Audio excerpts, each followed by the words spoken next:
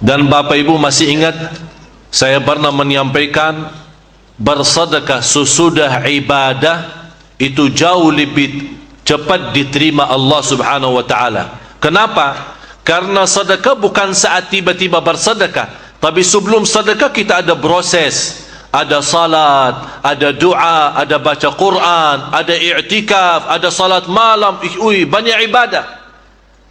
Jadi dalam sedekah seolah kita minta sama Allah, ya Allah, kalau dari badan saya sudah saya ibadah, dari lidah saya sudah saya baca Quran, dari mata saya sudah melihat Quran, kaki saya dan tubuh badan saya sudah berrukuk dan bersujud sepanjang malam, ya Allah.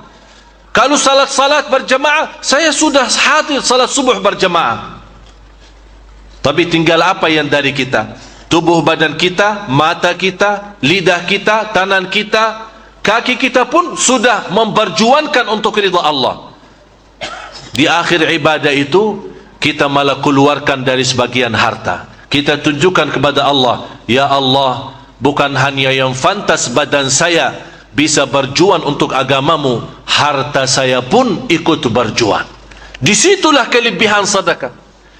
Habis ibadah, sedekah yang sebelum tidak ada sebelumnya ibadah beda.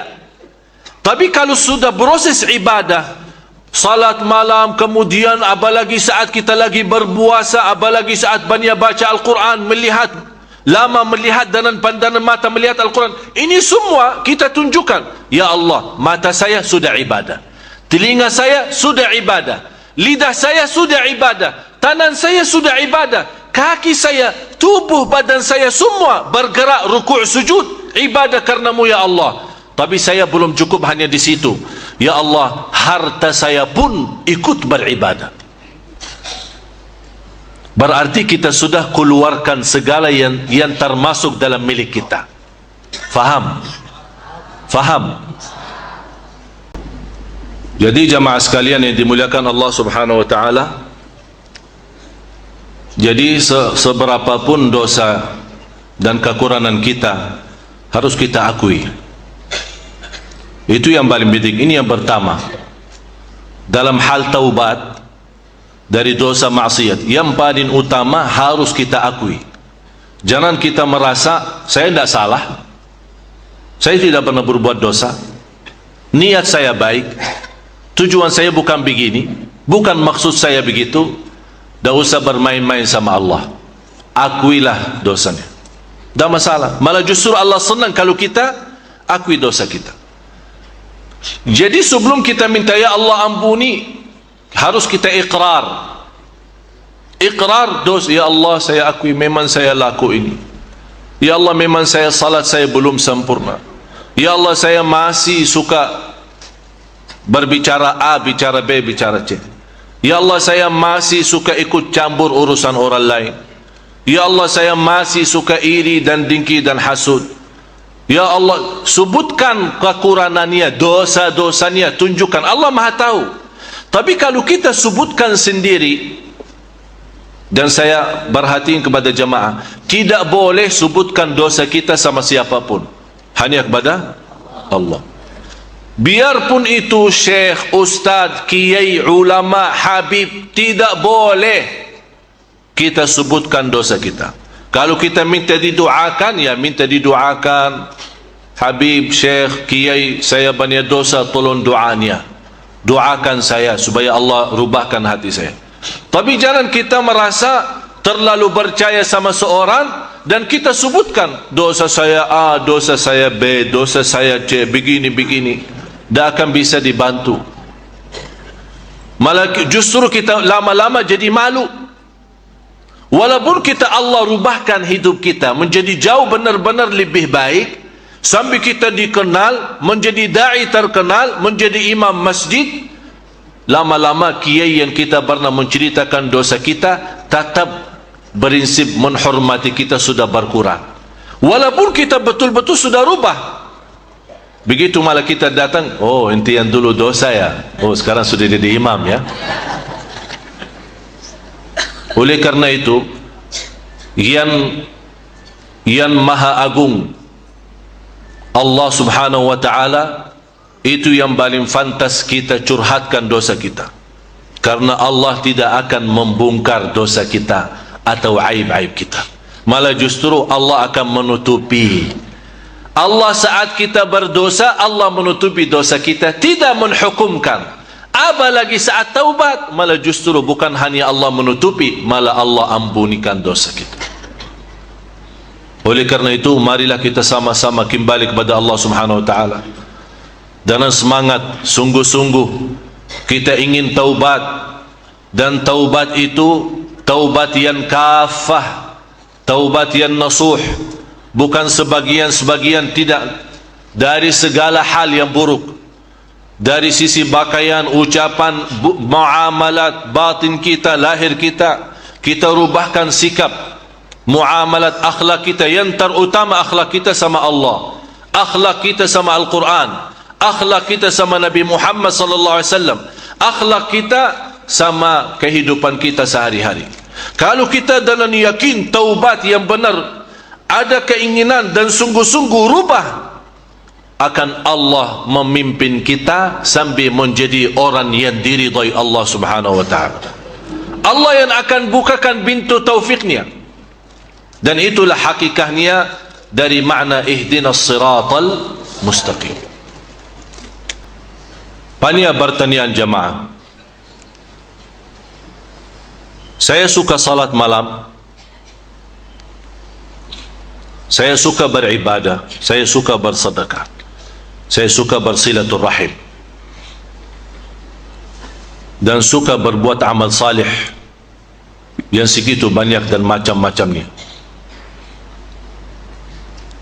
Tapi yang saya merasa keberatan istiqamah. Teruskan menjaga. Saya ingin bunya amal atau seluruh amalan salih yang saya laksanakan, saya ingin sekali tidak ada hentinya, dan seterusnya sampai akhir hayat. Malah saya punya keinginan setiap hari lewat dari umur saya bertambah lebih baik, sampai di ujung akhir hayat benar-benar mendapatkan istimewa husnul khatimah. Jadi istiqamah itu sebenarnya bermasalahan bukan untuk bapa ibu saja. Ini istiqamah bermasalahan juga ulama. Malah sahabat Rasulullah sallallahu alaihi wasallam, sebagaimana seorang datang kepada Rasulullah sallallahu alaihi wasallam minta wasiat, minta nasihat, tolong nasihatin saya ya Rasulullah. Rasulullah SAW menwasiatkan beriman kepada Allah dan istiqamah. Maksudnya istiqamah, jaga iman itu, karena iman istilahnya naik turun. Maksudnya Rasul istiqamah atas iman, artinya anda berusaha menjaga iman selalu naik, jangan sampai turun. Kalau memang tidak bisa menaikkan iman, paling tidak jadikan iman stabil, jangan sampai turun. Stop, udah. Kalau memang tidak bisa naik, jangan sampai. Karena semakin turunnya iman, ya semakin banyak masalah. Di antaranya masalah ibadah kita. Jadi yang membantu kita istiqamah untuk menjaga amal salih kita, agar hati kita selalu merasa tenang, selalu merasa nikmat, selalu merasa nyaman, hati kita merasa bahagia, ada dua hal. Yang pertama, menjaga kalbu, mencintai Allah, dan tidak ada sesuatu yang lebih utama daripada Allah.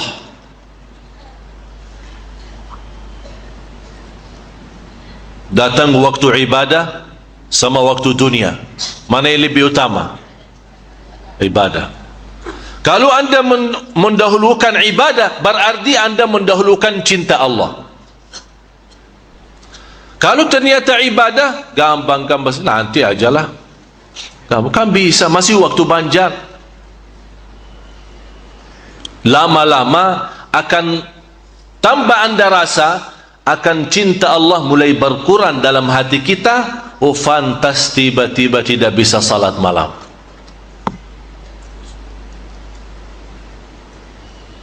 Jadi yang terutama dalam hati kita adalah cinta Allah. Yang kedua, dalam hati kita mengagungkan perintah-perintah Allah.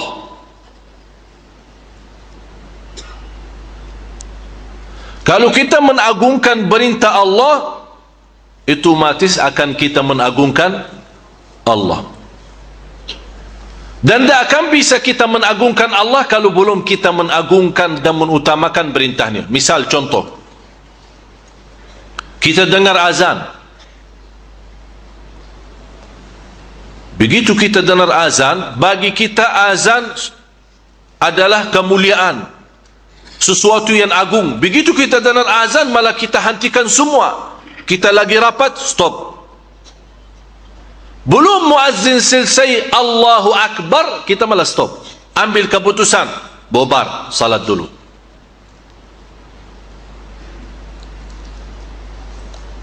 Saya kemarin, tadi malam baru pulang dari kota Lampung. Saya bertemu di sana satu perusahaan, subhanallah, luar biasa. Dan saya yakin orangnya itu sukses pasti karena perbuatannya. Semua karyawan pas waktu azan stop. Malah dia buat sistem di dalam dia punya sistem komputer. Jadi walaupun karyawannya lagi asik kerja, dia sudah ada sistem kalau sudah masuk azan, turn off semua. Telepon tidak bisa dipakai, komputer pun tidak bisa dipakai. Mau tidak mau harus salat.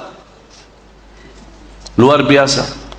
Malah justru sampai ada tamu-tamu yang suka datang atau telepon ke kantor, sampai ada yang komplain sama bos, kau dah telepon-telepon dah ada yang angkat berkali-kali, enti telepon jam berapa? Jam 12. Oh maaf pak, waktu salat.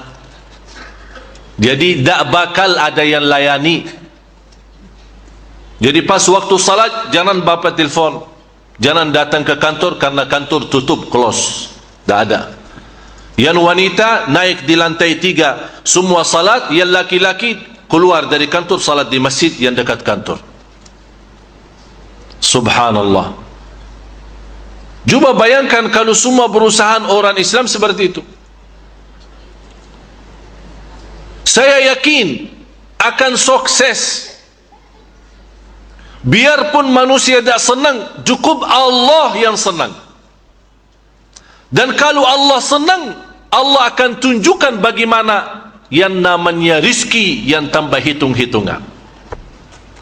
Bagaimana akan Allah limpahkan rizki? Karena bagaimana gampangnya Allah mengampuni dosa, dan juga gampangnya Allah memberi rizki.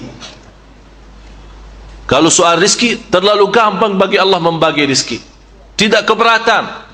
Apalagi terhadap seorang yang Allah sudah senang sama dia. Allahu Akbar, luar biasa. Kalau Allah ridha, jamaah sekalian, yang saya selalu sampaikan, semuanya beres. Yang penting Allah ridha. Jadi harus kita tanamkan dan membiasakan diri supaya kita bisa mudah istiqamah. Kita menjadi orang mengagungkan perintah Allah dan mengagungkan larangan Allah. Jadi kalau ada perintah, bukan hanya sami'na wa ata'na, tapi masih duduk di tempat. Sami'na wa ata'na, dan bangkit, bergerak untuk menuju perintah Allah subhanahu wa ta'ala. Begitu juga ada larangan, kita langsung bangkit, sami'na wa ata'na, menjauhkan diri dari larangan. Kalau sudah terbiasa seperti ini, anda sendiri akan merasa kualitas iman semakin banyak dan semakin naik. Kalau iman sudah semakin naik, subhanallah jemaah sekalian, baru akan anda terasa, ya Allah, salat saya enak. Padahal saya sudah lama salat, tapi kok sekarang mulai enak. Tahu kadang-kadang kita makan enak, nikmat, sedap ya, Kita makan sedap katanya, enak.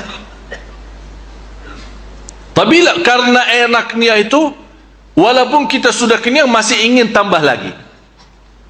Kalau bukan rasa malu karena banyak orang, ini orang tambah-tambah terus, malah kita ingin tambah lagi, saking enaknya. Sama dari rasa enak makanan, ada juga enaknya salat.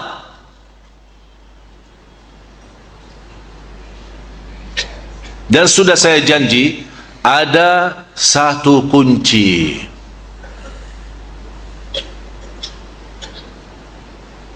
Saya simpan,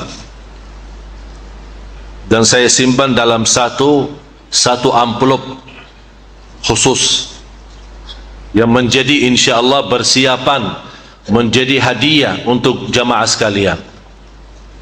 Apa itu? Ya, apa yang di dalam amplop itu? Ada kunci. Kalau kita bisa kenal kunci ini, insyaallah salat kita bahagia. Itu yang saya inginkan, namanya inna salata tanha 'anil fahsya'i. Bagaimana saatnya salat kita memimpin menjaga dari fahsya dan munkar. Kalau salat kita belum mampu menjaga fahsya dan munkar, mohon maaf, kita belum salat.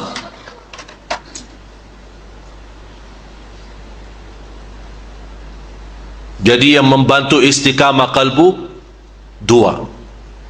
Yang pertama apa? Dalam hati mendahulukan segala sesuatu demi cinta Allah, mendahulukan perintah Allah, mengagungkan Allah. Tidak ada yang lebih utama daripada Allah, tidak ada yang lebih utama daripada Rasulullah, tidak ada yang lebih utama daripada iman, Islam, masjid, salat. Yang lain-lain gampang bisa diurus. Utamakan ini, Allah yang uruskan yang lain. Kalau kita sibuk urus yang lain, hancur ini dan hancur yang lain. Yang kedua, biasakan diri mengagungkan perintah Allah. Sami'na wa ata'na. Sebelum lanjut, jangan lupa dukung terus channel Hijrah Reaction. Terima kasih. Banyak orang Islam, sedikit orang iman. Banyak orang Islam, sedikit orang iman. Mudah-mudahan semua yang hadir Allah jadikan di sisinya sebagai orang beriman, mukmin, karena martabat iman tinggi.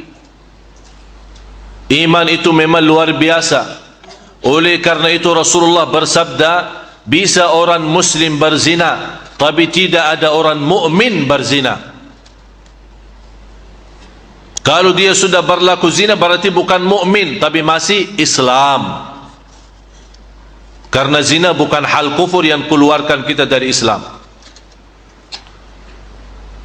Sampai Rasulullah menjelaskan, orang mukmin tidak berzina, orang mukmin tidak berbohong, orang mukmin tidak pernah mau menipu orang, orang mukmin tidak pernah muhasud, orang mukmin tidak pernah mau dengki dan iri, orang mukmin suci lahir batin, orang mukmin yang paling tinggi ikhlasnya, yang paling jujur ucapannya, yang paling baik perbuatannya, yang paling mulia akhlaknya.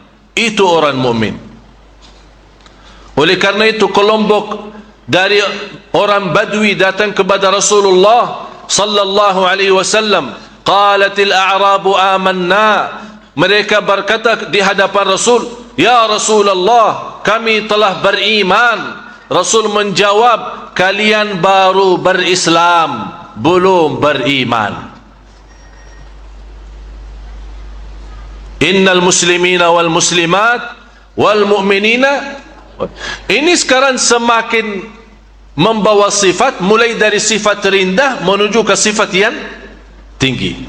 Mulai dari sifat muslimin dan muslimat, mukminin, mukminat, terus laki-laki dan perempuan yang tetap dalam ketaatannya, laki-laki dan perempuan yang benar. laki-laki Sebentar. Mu'minina wal mu'minat qanitina qanitat. Apa bentuknya qanitin qanitat? Ini di sini kan dijelaskan laki-laki dan perempuan yang tetap dalam ketaatan. Bapak Ibu, untuk menjadi orang Muslim, Anda sudah orang Islam. Mau jadi orang mukmin, Anda perlu berjuang, dan sebagaimana saya gambarkan, cinta Allah dalam segala hal, mengutamakan semua perintah Allah, mengagungkan perintah dan jauh dari larangan. Ini akan menjadikan kita orang mukmin. Tapi menjadi qanitin qanitat bukan hanya orang menetap atau di dalam bertaat kepada Allah. Dan saya sudah selalu berkata, belum ada bahasa yang sanggup dan mampu menjelaskan Al-Quran dari makna yang sebenarnya yang ada dalam kandungan Al-Quran selain bahasa Arab. Ini hanya sebatas terjemahan.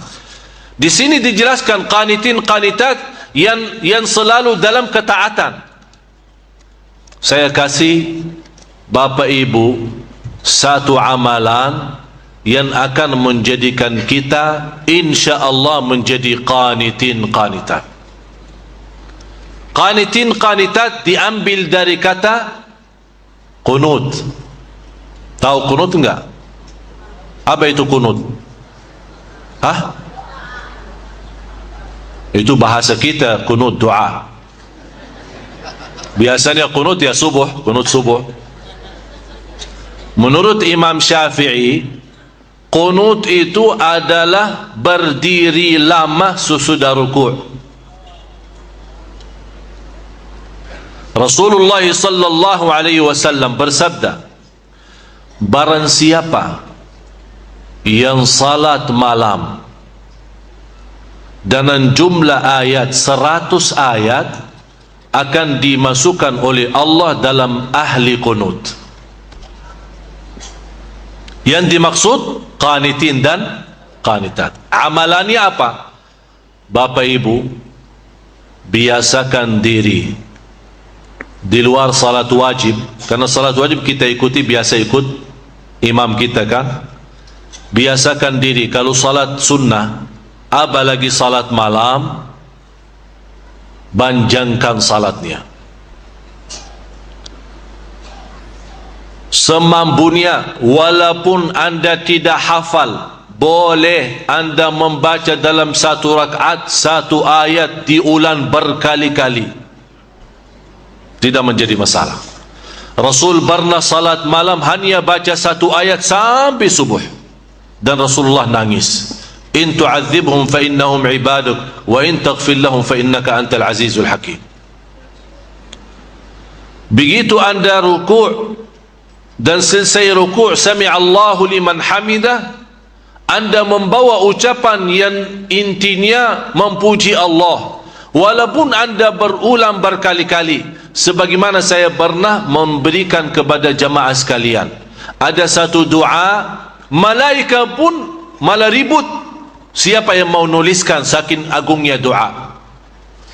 Lebih dari 37.000 malaikat, ributan mereka, selalu ada yang mendahulukan untuk menulis doa itu. Masih ingat? Lupa ya? Coba ikut saya. Habis sami'allahu liman hamidah, Rabbana walakal hamd, hamdan. Ikut saya, hamdan kathiran tayyiban mubarakan fihi mubarakan alaihi kama yuhibbu Rabbuna wa yarda. Ini doa saking agung dan mulia. Segala puji bagi Allah yang banyak sebanyak-banyaknya tanpa batas. Yang terbaik dalam pujiannya dan yang penuh barakah dalam pujian itu, dan sesuai apa yang dicintai Allah dan apa yang diridai Allah. Dan insyaAllah hari Rabu, sebagaimana saya janji kemarin Rabu, hari Rabu besok saya akan bagikan kepada Bapak Ibu, ya tolong semua datang hadir. Saya akan bagikan sebuah doa yang insya-Allah akan melindungi kita. Ini ada ayat sama zikir sama doa yang melindungi kita dari hati yang iri, dari hasud, dari dengki, dari kejahatan orang, dari sihir, dari godaan syaitan. Kalau ada orang sakit hati mau bikin macam-macam gangguan atau apa, insya-Allah dengan amalan ini akan Allah lindungi. Jangan takut. Biarpun semua syaitan di seluruh Indonesia berkumpul untuk menggoda kita, jangan takut. Ini luar biasa amalan itu. InsyaAllah saya akan tuliskan, saya susunkan ayat-ayatnya, doa-doanya, zikir-zikirnya, sama makna-makna bahasa Indonesianya, bahasa Latin, supaya Bapak Ibu mudah baca. Ini tolong dijaga. Begitu anda jaga dan anda amalkan, yang paling sakit hati syaitan, karena dia sudah tidak punya jalur kepada kita. Oh, sudah tertutup. Ini gara-gara Syekh Madinah ini. Ya, karena syaitan suka goda. Dia tidak akan berhenti menggoda kita sampai akhir hayat. Tapi dengan amalan ini, insya-Allah Bapak Ibu serta keluarga dalam lindungan Allah. Dan insyaAllah saya akan di dalam doa itu, di luar amalan itu, saya akan tambah doa ini, ya, yang baru saya bacakan. Ya, nanti saya akan tuliskan, susunkan, supaya insyaAllah anda bisa amalkan dan bisa hafal. Siap? Berapa mau bayar?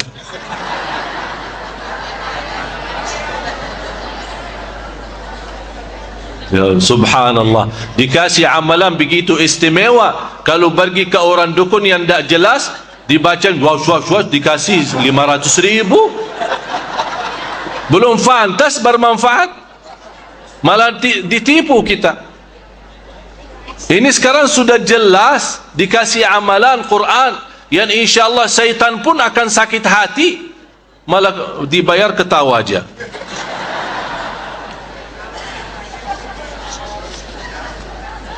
Jadi qanitin qanitat, mulai malam ini Bapak Ibu usahakan anda punya salat malam yang panjang. Kalau bisa 100 ayat. Walaupun anda belum hafal atau belum bisa baca dari Al-Quran, boleh.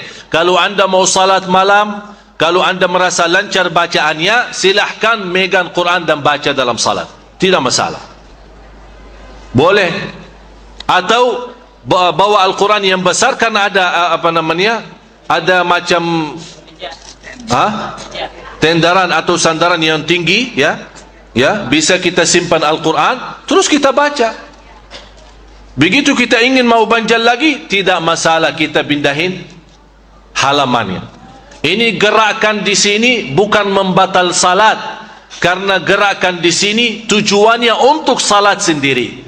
Yang namanya gerakan yang membatal salat, ya kalau lagi salat menerima telefon, ya halo maaf saya lagi salat pak, ya itu namanya gerakan. Itu yang batal salat. Tapi kalau sebatas kita membindahin halaman Quran karena kita ingin mau salat, boleh-boleh 1 rakaat 1 juz. Apa keberatannya? Ini masalahnya tidak akan jadi sekaligus, ya. Jadi kalau kita ingin, ya Allah kapan saya bisa 1 rakaat? Khalifah Harun al-Rashid dalam 1 hari dan 1 malam 100 rakaat sunnahnya belum wajib.